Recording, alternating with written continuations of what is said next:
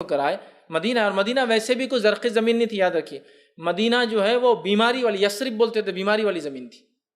نبی اکرم صلی اللہ علیہ وسلم آئے، مدینۃ النبی ہوا، اور اس کے بعد اللہ تعالیٰ نے اس شہر کی جو ہے جس کو کایا پلٹ دی، اور وہ حرم بن گیا۔ پھر جیسا مکہ حرم ہے ویسے مدینہ بھی حرم ہے، سمجھ رہے آپ؟ تو صحابہ نے یہ نہیں بولا کہ اب اتنے بڑے اسٹیٹس چھوڑ کے آئے مکہ سے اللہ کے رسول، اب کیا یہ چھوٹے کام نہیں ہوں گے ہم سے؟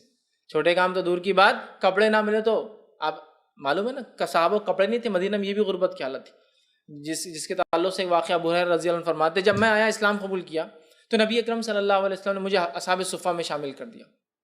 میں جب صفہ میں رہتا تھا تو ہم لوگ جو کپڑا پہنتے تھے، وہ کہتے کہ مجھے کپڑا پہننے کے لیے میں نے ایک چمڑے کا جو ہے ایک چیز لائی تھی، چمڑا۔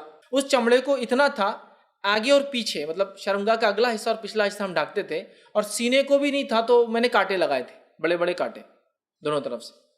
لیکن اس میں پرابلم یہ تھا کہ جب جھکتے تھے نا تو شرمگاہ کھل جاتی، چونکہ بیچ میں سے سینے کچھ نہیں تھا، اتنا ڈھیلا نہیں تھا کہ بیچ میں سے پائجامے کو سیتے نا ویسا، تو صرف آگے اور پیچھے ہمارے جس کو بولیں گے چمڑا، لیدر لگا ہوا تھا، اور اس لیدر کو ہم نے صرف کانٹوں سے جو ہے روک کے رکھا تھا کہ کھلنا نہیں۔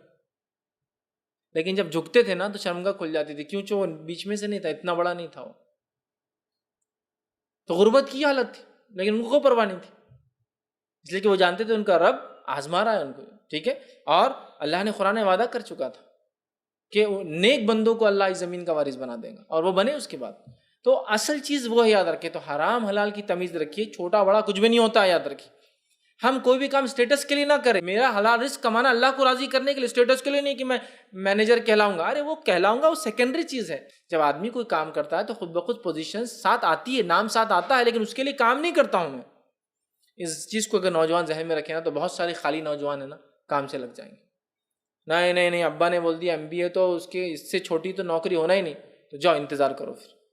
پھر ابا نہیں آتے بعد میں، ابا بعد میں بولتے ابھی شادی نہیں ہوگی تمہاری، ابھی بھی نوکری کو نہیں لگے۔ تو حلال روزی ہے میرے والد، اور یہ صحیح دکھ رہا ہے، فرسٹ اوپننگ ہے، چلا جاتا ہوں، دیکھیں گے اگلا انشاءاللہ، اللہ تعالیٰ راستے کھولیں گے۔